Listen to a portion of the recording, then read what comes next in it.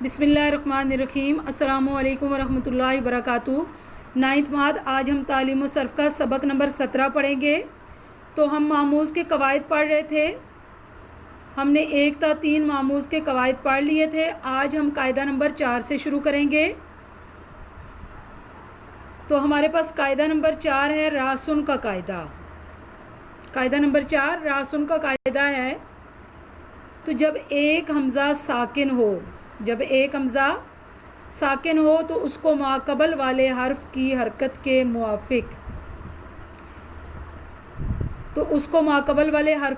کے موافق حرف علت سے بدلنا جائز ہے۔ کس سے بدلنا جائز ہے؟ حرف علت سے بدلنا جائز ہے۔ جب ایک کلمے میں ایک حمزہ ساکن ہو تو اس کو ماقبل والے حرف کی حرکت کے موافق حرف علت سے بدلنا جائز ہے۔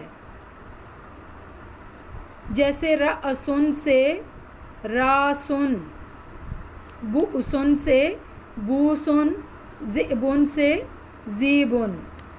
یعنی اب وہ کہہ رہے ہیں کہ جب ایک حمزہ ساکن ہو تو اس کو ماقبل والے حرف کی حرکت کے موافق حرف علت سے بدلنا جائز ہوگا۔ اگر تو زبر ہوگی، فتح ہوگی تو الف سے بدلیں گے، جیسے راسن سے راسن، اور بؤسن یعنی زمہ ہے تو واو حرف علت سے بدلیں گے بوسن، اور ذئبن ہے تو کسرہ ہے تو کسرہ کی وجہ سے یا حرف علت سے بدل دیں گے، تو ذئبن سے ذیبن۔ قاعدہ نمبر 5 ہمارے پاس یسلو کا قاعدہ۔ یسلو کا قاعدہ ہے کہ جب ایک حمزہ متحرک ہو اور اس کا ماقبل ساکن ہو تو اس حمزہ کی حرکت نقل کر کے ماقبل کو دے کر اس کو حذف کرنا جائز ہے۔ تو اس حمزہ کی حرکت نقل کر کے ماقبل کو دے کر اس کو حذف کرنا جائز ہے۔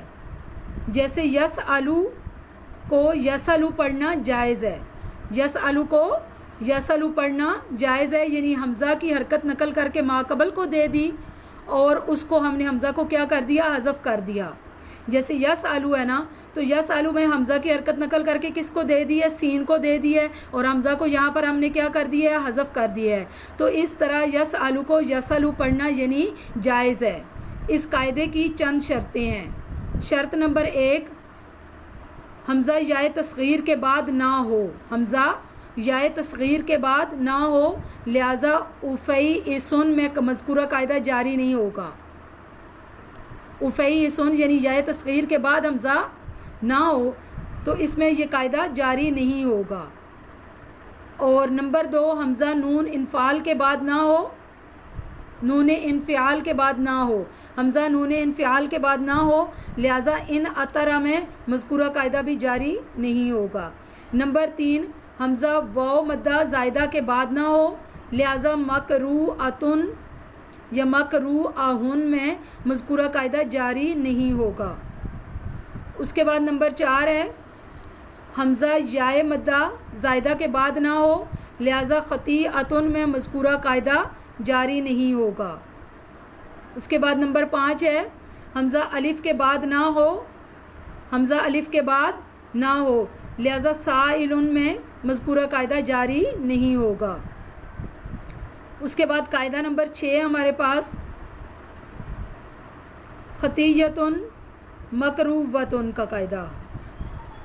خطیۃ مکروۃ کا قاعدہ ہے کہ جب کلمے میں ایک حمزہ متحرک ہو اور اس کا ماقبل یائے تصغیر یا واو مدہ زائدہ یا یائے مدہ زائدہ ہو تو حمزہ کو اس حروف سے بدل کر ادغام کرنا کیا ہے؟ جائز ہے۔ جیسے خطیئۃ یائے تصغیر ہے تو اب اس کا ماقبل یائے تصغیر ہے نا، حمزہ متحرک ہو اور اس کا ماقبل یائے تصغیر ہو تو اس حمزہ کو اس حروف علت سے بدل کر ادغام کرنا جائز ہے۔ تو اس کو حمزہ کو کس سے بدلیں گے؟ یا سے بدلیں گے، 2 یا آ گئی تو آپس میں یا کا ادغام کر دیں گے، خطیئۃ سے خطیۃ ہو جائے گا۔ اور مکروءۃ تو حمزہ متحرک ہے اور ما قبل جو ہے وہ واو مدہ زائدہ ہے، تو اس کو ہم کس سے بدلیں گے؟ واو سے، حمزہ کو واو سے بدل دیں گے، دو واو جمع ہو گئی، لہٰذا واو کا واو میں آپس میں کیا کر دیں گے؟ ادغام کر دیں گے، تو یہ مکروۃن سے مکروۃن ہو جائے گا، اور اویسن سے اوفیسن ہو جائے گا۔ اوفیسن سے یعنی حمزہ کو کس سے بدل دیں گے؟ یا سے بدل دیں گے، تو یا کا یا میں ادغام کر دیں گے، اوفیسن۔ آگے قاعدہ نمبر 7 ہے ہمارے پاس، سوالن یعنی سوالن میارن کا قاعدہ۔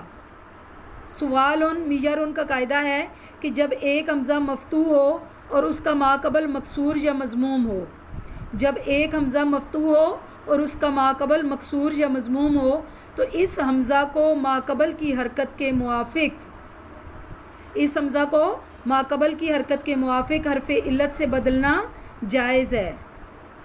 حرف علت سے بدلنا کیا ہے؟ جائز ہے، جیسے سوالن سے سوالن، میارن سے میارن۔ جب ایک حمزہ مفتوح ہو اور اس کا ماقبل مکسور یا مضموم ہو، اب ہمارے پاس پہلے کیا آیا ہے؟ مضموم ہے، اس کا ماقبل سوالن میں، تو اس حمزہ کو ماقبل کی حرکت کے موافق حرف علت سے بدلنا جائز ہے، تو سوالن اور میارن سے میارن ہو جائے گا۔ یہ ہمارے قواعد ماموز کے مکمل ہوئے، ان قواعد کو آپ نے اچھی طرح یاد کرنا ہے۔ السلام علیکم ورحمۃ اللہ وبرکاتہ۔ سبق نمبر 17 ہمارا مکمل ہوا۔